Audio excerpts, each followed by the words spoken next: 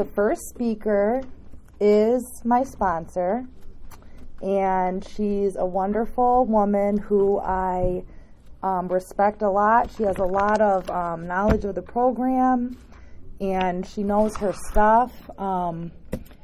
So, Mary, will you please come share with us about welcoming newcomers?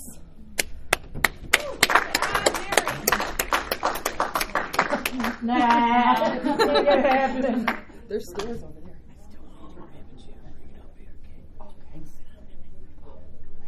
Bring it up here.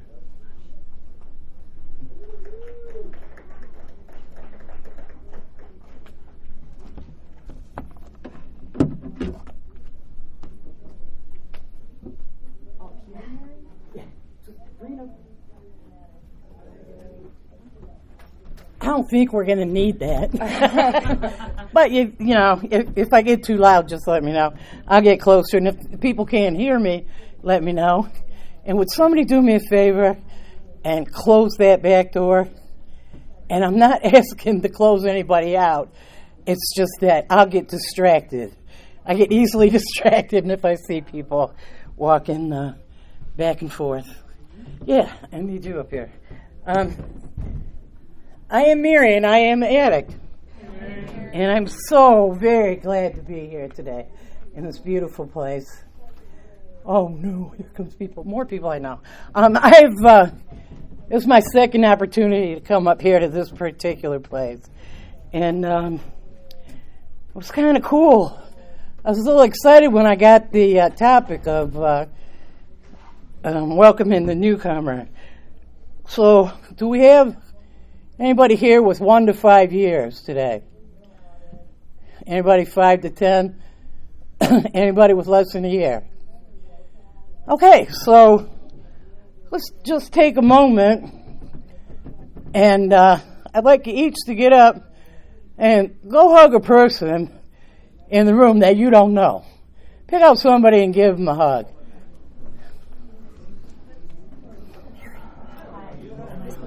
No, you stay right there.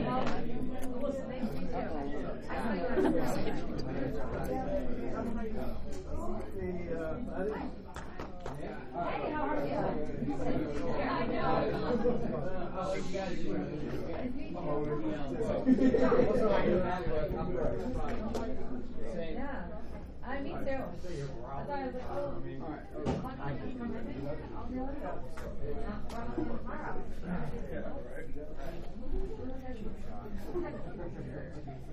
I really like seeing that. I really did.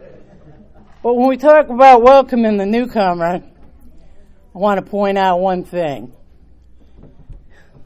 You forgot about this person. We know her, though. Nobody came up and nobody hugged this person because they thought, you know, she put herself away from people. Maybe some of you thought, well, she's up there with the speaker, so I'm not going to approach her, I'm not going to bother her. And did you also notice there are people in this room, nobody came and hugged the speaker. So, you know, that's like, I started thinking about that because I see that in meetings so many times. And I remember when you can go now if you want. I just needed your help for that minute. I remember when I came into Narcotics Anonymous, I was at this point in my life where I was either going to die or I was going to recover. It was very serious. And so I came into the room. I remember my first meeting like it was yesterday, and I was terrified. And somebody just kept highly suggesting that this is where I needed to be. This is where I should go. I need to go talk to these people, you know? And I came in that room, and I sat as far away as I could from everybody else, and I sat down. And I sat at a table, and I saw all kinds of people coming in. And they said, hey, Joe, hey, Mickey, hey, Linda. And then they all started joking and laughing, and they were having a good time. And I still wanted to be by myself. I was only coming over there to check this out, you know? I really was. And then somebody came in that room, and I'm going to tell you, he scared the hell out of me. He really did. He's this really wild-looking character, and he walked in that room, and I was at a table that would fit like 2 or 3 people, and he came in that room, and I'll never forget the way he did this. He sat down right next to me, and he put me in this big old bear hug, and he says, "We give hugs, not drugs around here." And I was just, sitting there like this going, how do I get away from this guy? I'm afraid to move. I'm afraid to walk. I'm afraid to say anything. I was like, okay. But when it got serious and the meeting began, this guy spoke from his heart. And he spoke in a way that only we can understand. He brought it right down to a gut level.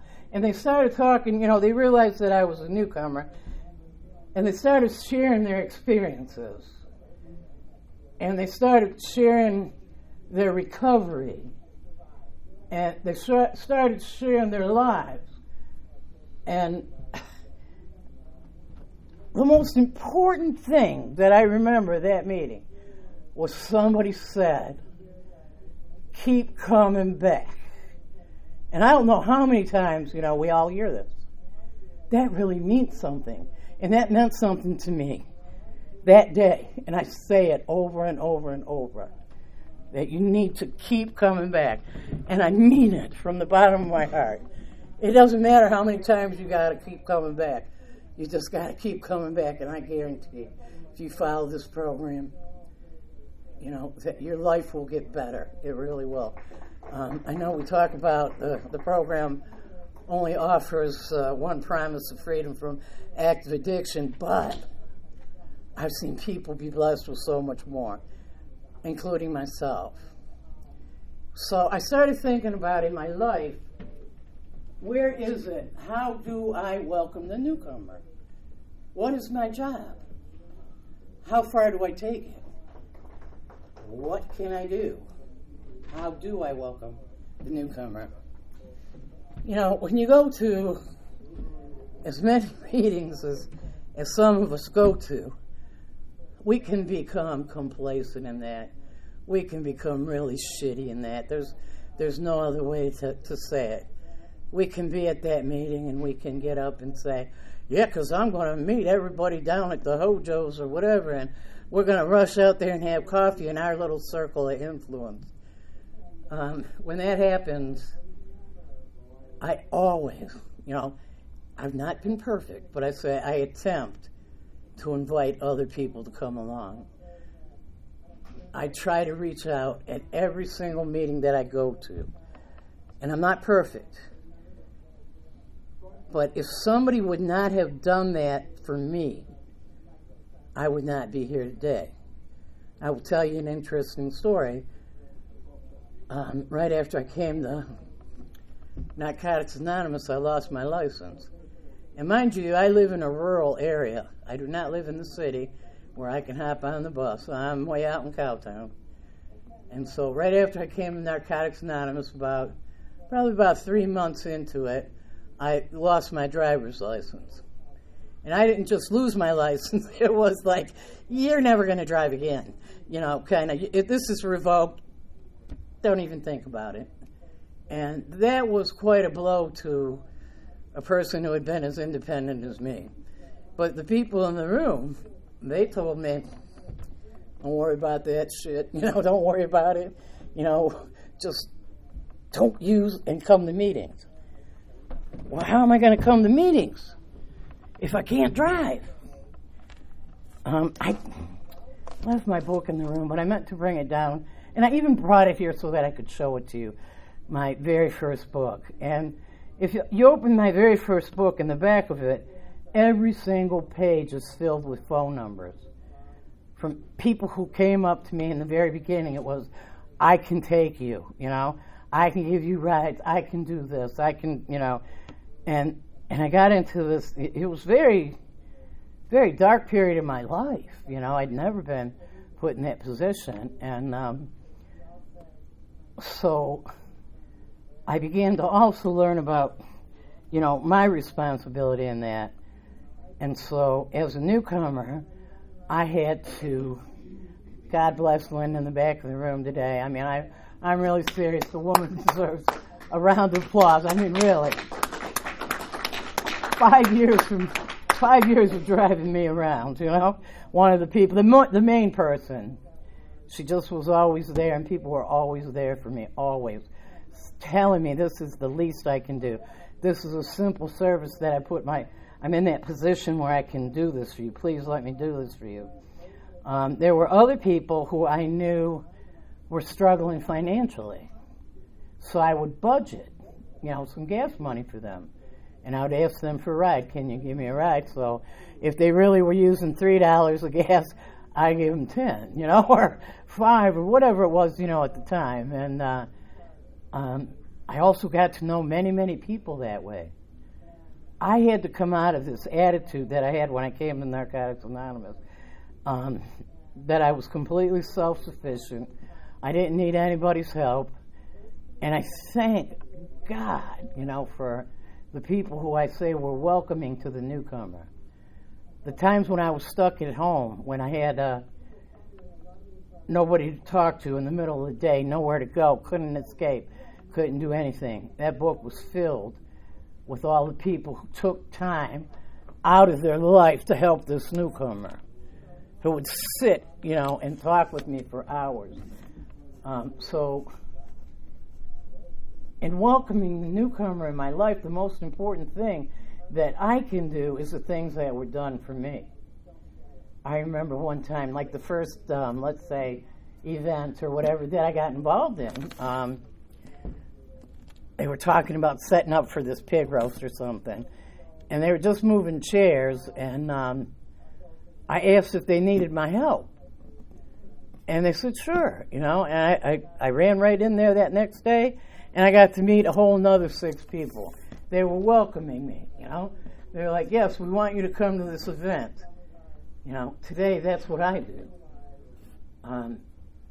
I make sure that everybody I know wants to go gets there.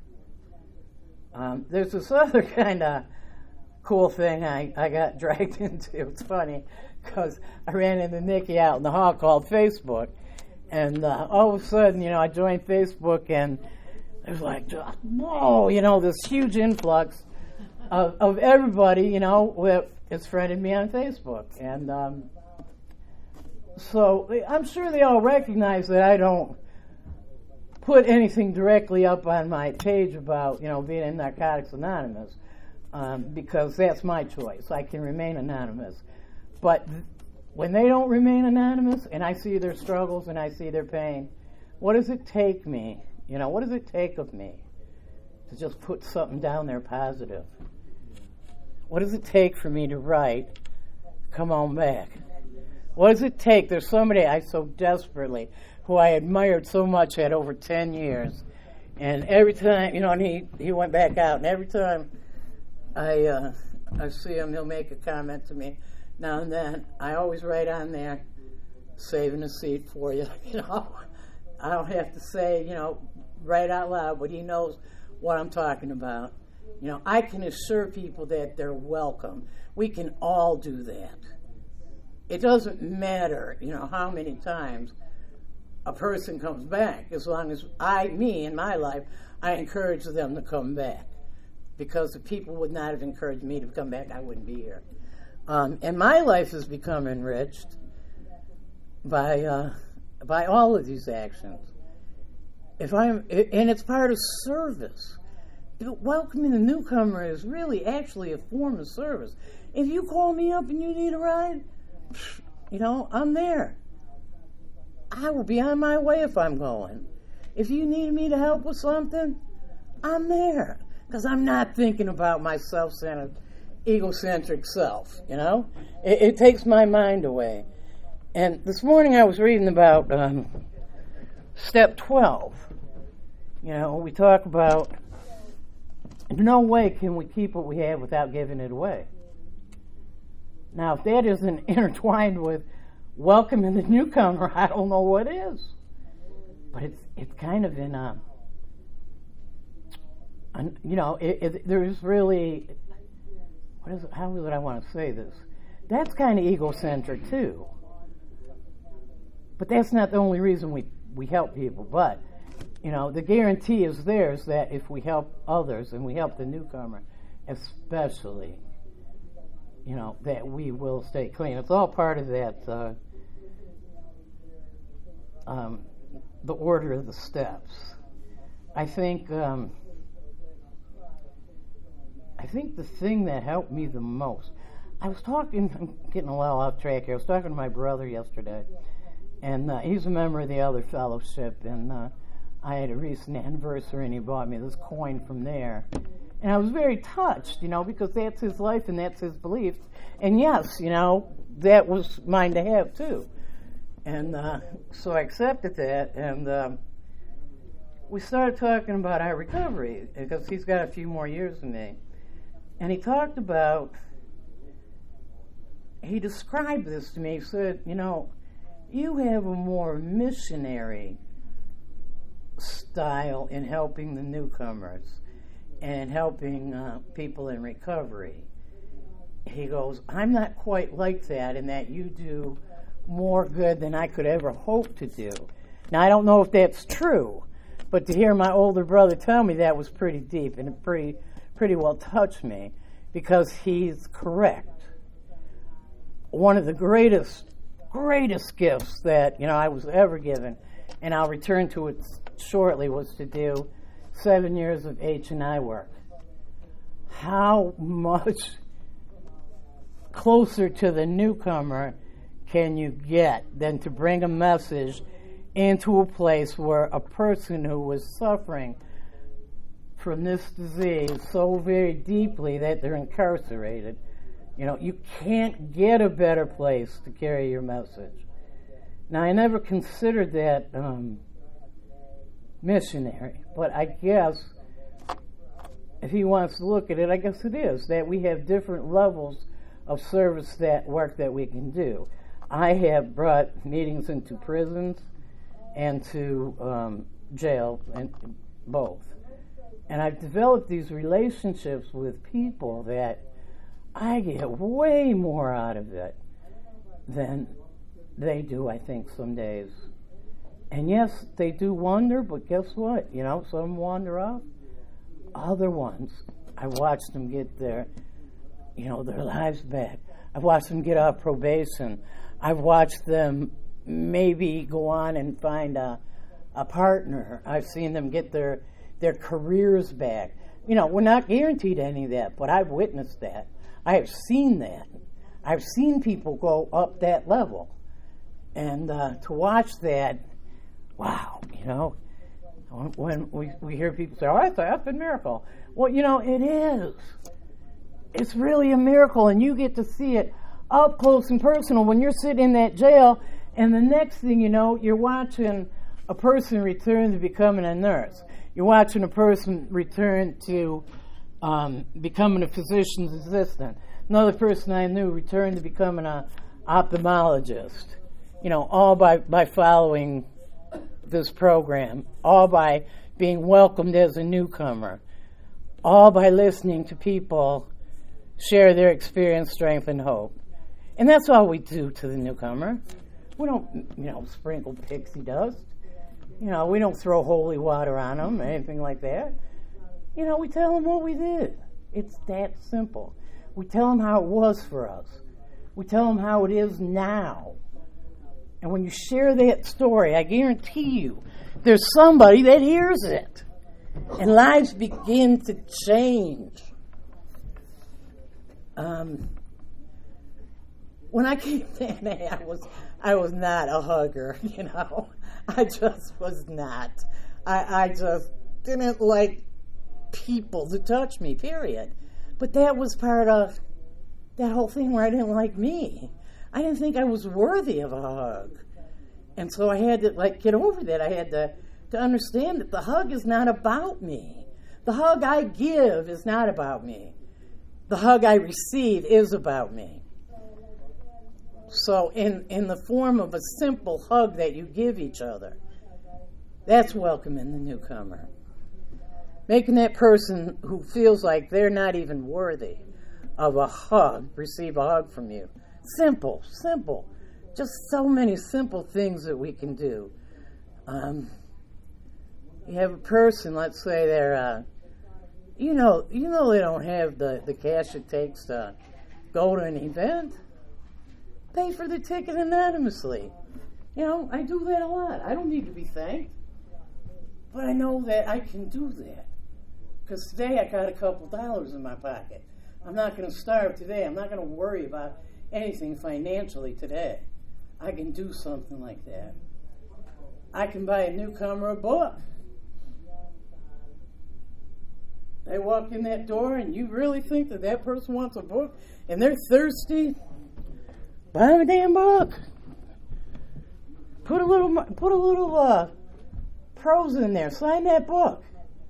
And I like to think that book, even if the person doesn't come back and they don't use that book, I like to think that book's gone on a journey. And where will that book go? Because I bought that book in love, I know it's going to go sometime, at some point, it's going to somebody who will probably change their life as a result of opening it up and taking a look at it. So don't think that, just because I bought somebody a book and they're out using that book doesn't do any good. That book will end up where it's supposed to be. There's just so many simple things like that we can do. Selfless service. We talk about being of service, The thing I can't do in service is, and I know we all did this in addiction. Well, I did this, that, down my big list of everything I did for you. And now you don't want to do this simple thing for me. Throw them lists out, folks, especially here in recovery. When when I do something, I have to expect nothing in return. Absolutely nothing. I have to do it because it's the right thing to do. Do you keep time? Okay. Sorry. But, it's just, take that pause in your mind right now. Remember what it was like for you to walk in the door. Don't forget that feeling. I come into these rooms and I meet and I see people who forget that feeling. And every now and then, somebody comes in that room and they really tell my story. Particularly get close to me, my behaviors, my actions, my character defects, and they touch my heart. And I really think that at those times, God wants me to talk to that person. Don't be afraid. When that person especially just coming right in, they're scared to death. Take that opportunity, walk up to that person and tell them, wow, God, you just told my story. I try and make that person feel special. You're talking about me, gosh, don't let them get out that door without a phone number. Or ask them for theirs. You don't even have to give them yours. Ask them for theirs. Take that minute in the day. You haven't heard them, if you've exchanged phone numbers, if you haven't heard from them in 2 or 3 days, pick up the phone and call them. Or as you guys do now, text. Whatever. I hate that old texting. I really do.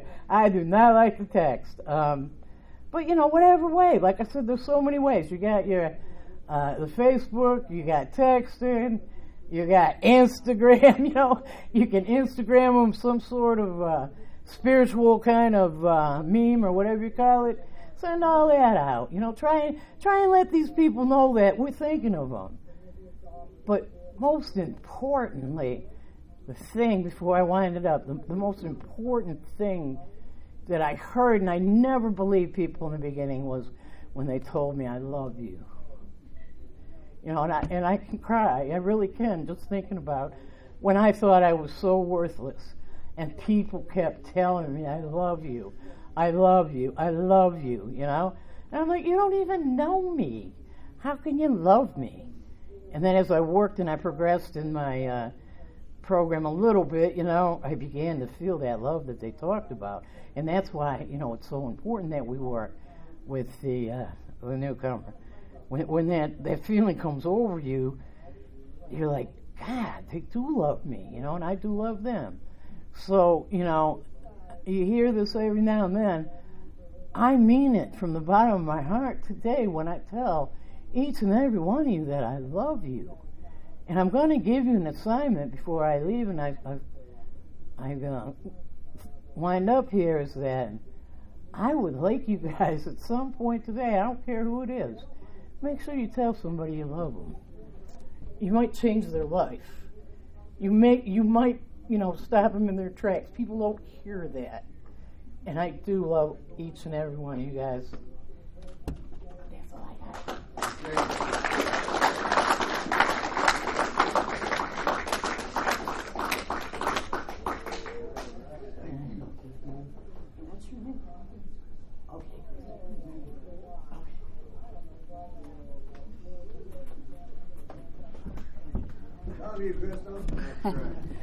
Thank you, Mary. I think Andy had the willingness to introduce our next speaker.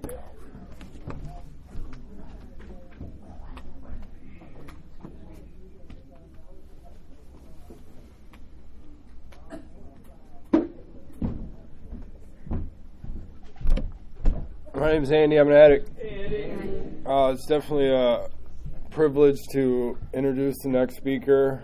This guy was here for me when I came back this time. He's definitely a huge inspiration. He's probably one of the calmest dudes that I know, and I definitely needed that in the beginning. Still do. I had the opportunity to work with this guy for a little while, and he taught me a lot, and he still continues to teach me. So I'm not gonna say anything more. He's a good dude. He's got a good message, and he definitely knows his stuff. So let's give it up for Will V.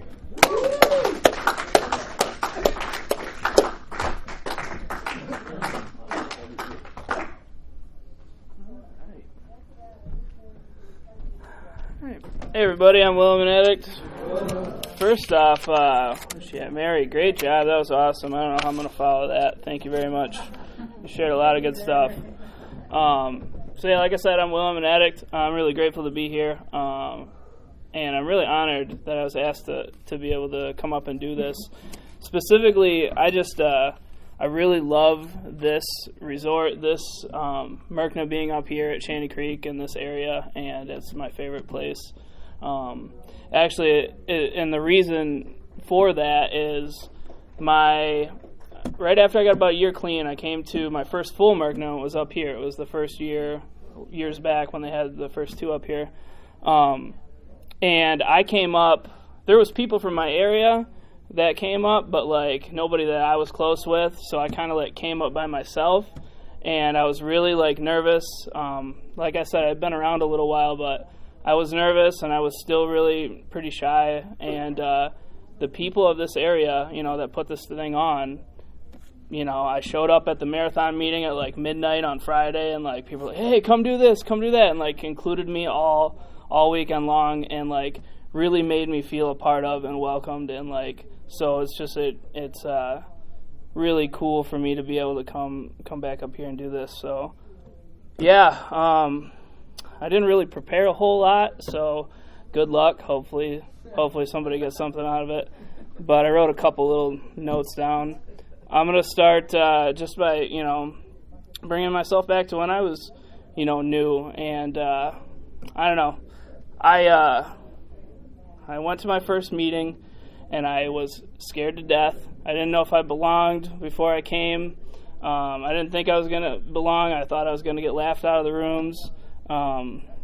Because I didn't even know what an addict was besides the stereotypical, homeless dude, shooting dope under a bridge, and I wasn't that guy, so I couldn't be one of those people. But it says in our basic text that our greatest value is in being ourselves. And when I came, that was one of the best things people did for me to welcome me, was to share their story, and not just their story, but what was going on with them, and I didn't know how to talk about anything forever, and I really thought I was the only one. I always felt alone, and I always felt not good enough, and then I found that there was a whole bunch of people that felt the same way I did, and that was very attractive to me.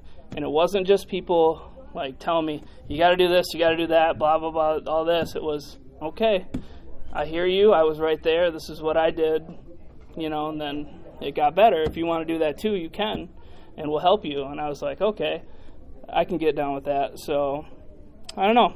I was really, I don't remember a whole lot from that first meeting, but I remember people were talking at me, which was super uncomfortable because everybody was like telling their story to me, and I was like, whoa, dude, I didn't even want, I related to the, what Mary was talking about. I sat in the back in the corner. I didn't want nobody to talk to me, but like, you guys didn't let me isolate, and I really appreciate that today. I didn't at that moment, but I do today, and I don't know, something in that made me want to keep coming. And I remember the biggest thing was I felt for the first time in my life at that first meeting. I don't remember a whole lot was said, but I just remember feeling I'm not alone anymore.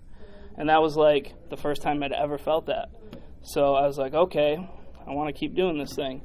And I think really the biggest thing about welcoming the newcomer, at least in my experience when I was a newcomer, is inclusion. Is being able to be included in things and invited to stuff and to be a part of. And like, I remember I had about 4 days clean, and I went to a meeting, and I didn't share at meetings for like, I don't know, a few months. Like, I didn't talk. I was really shy, and I didn't feel like I had anything of value to share to anybody. So I just wanted to listen.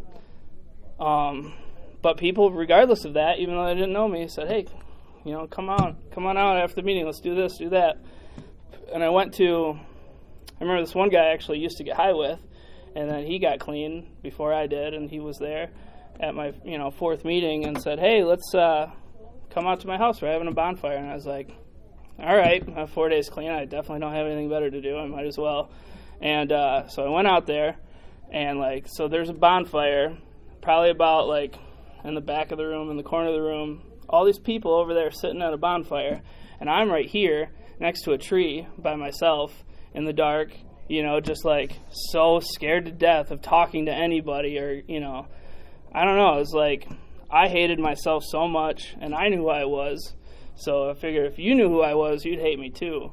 And so I was just sitting there by myself, and I remember this one guy gets up off the fire and comes over to me, and Andy mentioned, I'm a pretty calm person, and I don't know, I'm a pretty laid back, calm, easygoing, kind of hippie type dude, and this guy walks up to me in full, leather chains, biker regalia, I don't have any problem with anybody, but let's just say at that time, that's not the type of person I was going to associate with ever. And I was really intimidated, but he came up and he asked me about, hey man, what you doing over here? How you doing? Are you all right? And he kept, he talked to me about recovery for a half an hour straight. And I was like, this is crazy, man. And he's like, come on over, hang out with us. And I did.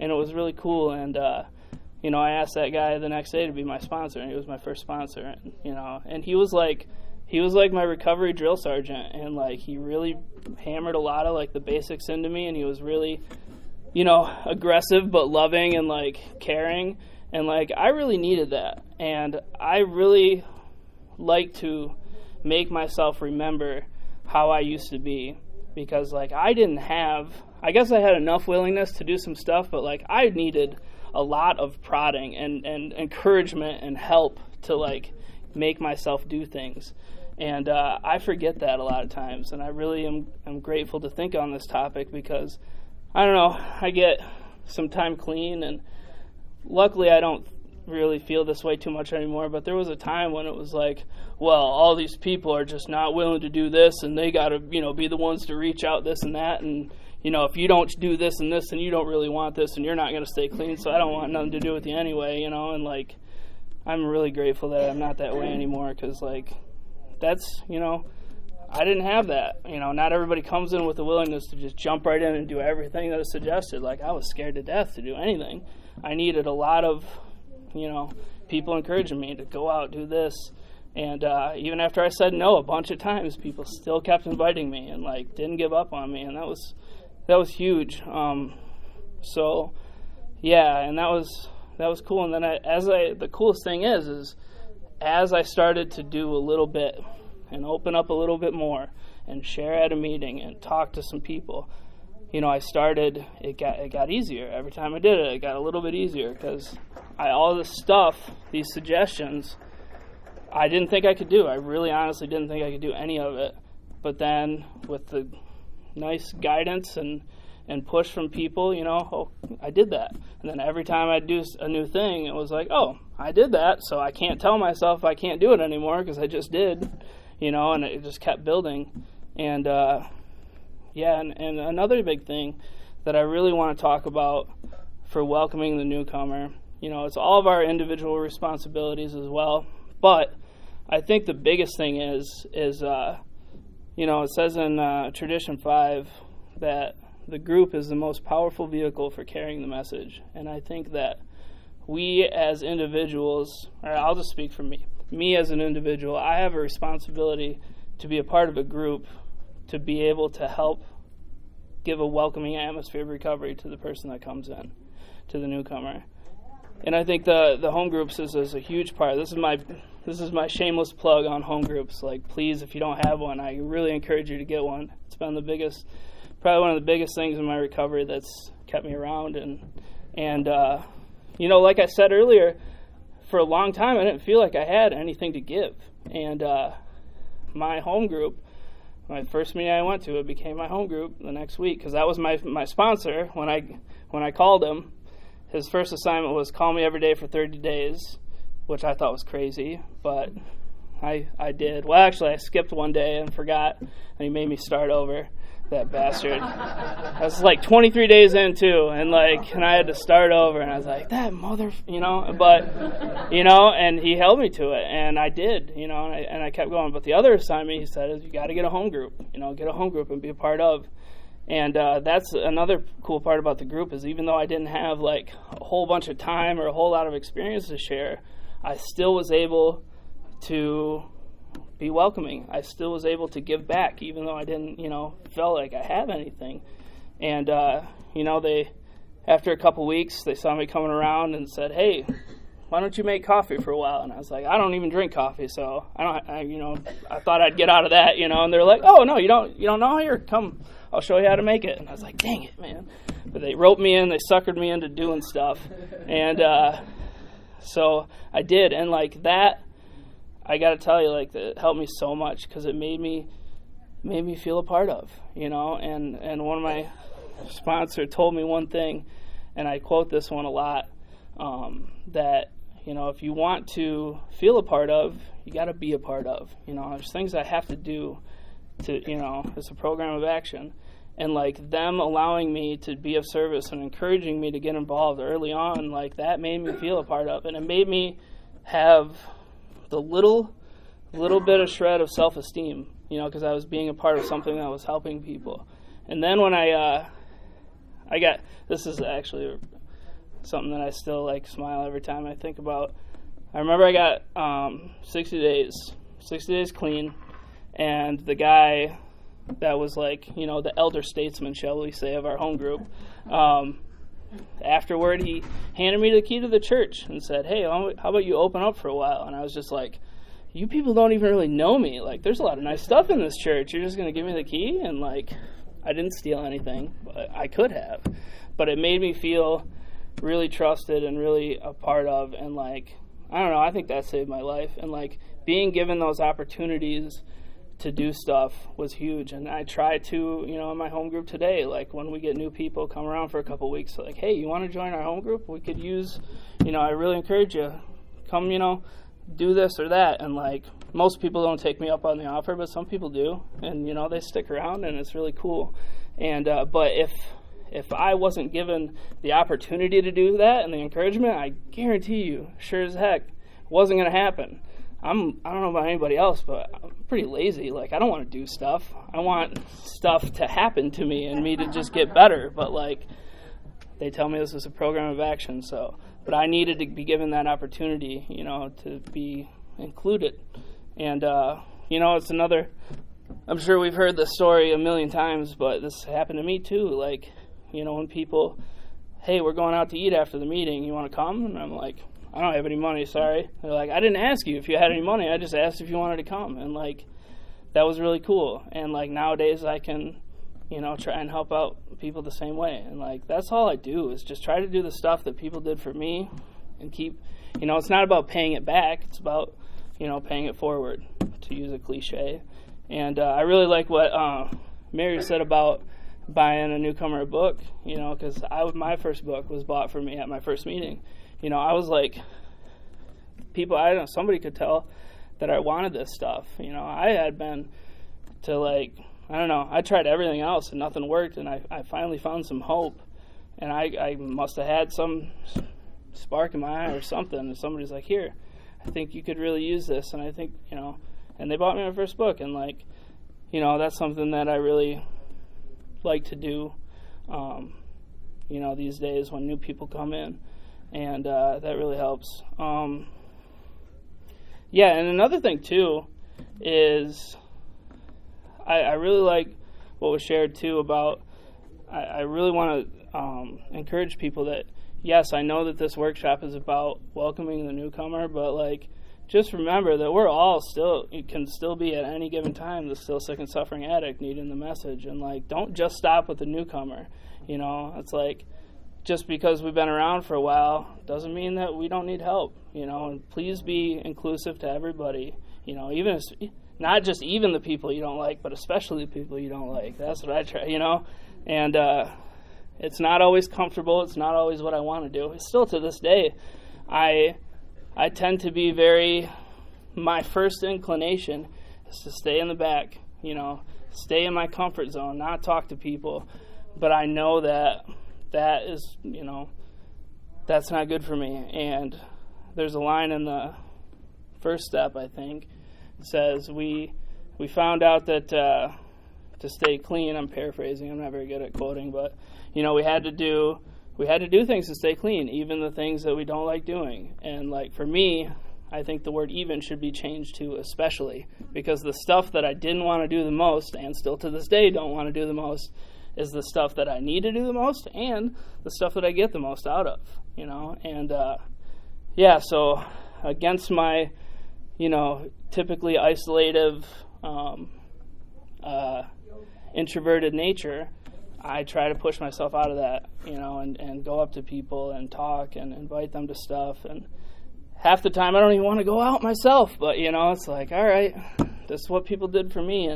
And I truly believe that if people said no to me when I came here asking for help, I'd probably be dead right now, you know. And so I don't believe that I have a right to, you know, to do any less.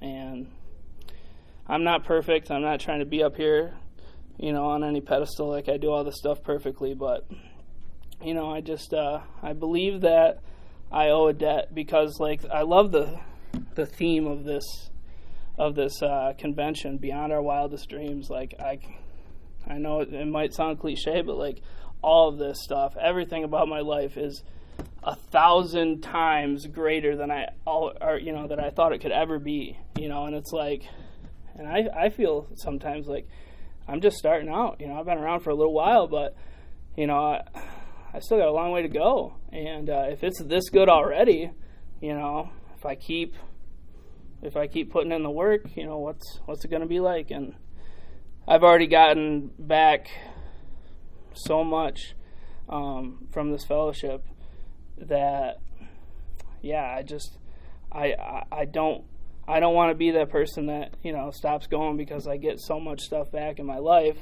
that I feel like I don't have time for it. Because, like I said, I don't think I'd be here. I don't think I'd still be around. I definitely wouldn't want to be still around on this earth if I didn't get clean and find the help that I needed. So, I don't know. I'm drawing a bit of a blank at this point. I don't know how much time I've taken up, but I don't know. It's just that whole adage of we can only keep what we have by giving it away is so true. And that's one other thing. Last thing I do want to mention that Mary talked about H&I, and, like, I think as far as welcoming the newcomer, like, it doesn't get more rubber meets the road than that. And I've had some experience in that, and, like, the ability to and it's crazy because I took meetings to the jail for a while, for a few months, and I got to tell you, every single time, without fail, every time that Tuesday rolled around, I was like, F this, I don't want to do this, I got this to do, I'm tired, I don't feel good, and I hated it. And then I got there, and then the Midland County Jail made us jump through all these kind of freaking hoops to get in and have to wait there forever, and half the time people don't show up or whatever, but like after all that, groaning and complaining and not wanting to do this stuff, I'd get in there, and there was somebody that was so desperate to, the only way that they could have a meeting was if somebody took time out of their day to bring it to them. They couldn't get it any other way. They didn't get to go out to meetings that I complain about going to all the time. Like, they didn't have that luxury. And to see the gratitude in people's faces for that, when it's really nothing. It's not nothing for me to do. You know, it's like that I'll never forget. And, you know, I really want to get back into doing some HNI service because it's been a while. So, I don't know. I'm up here because somebody asked me to do it, and I'm really grateful for it, and I don't know, hopefully somebody got something out of it. If nobody else did, at least I know I did. So, that's all I got. Thanks.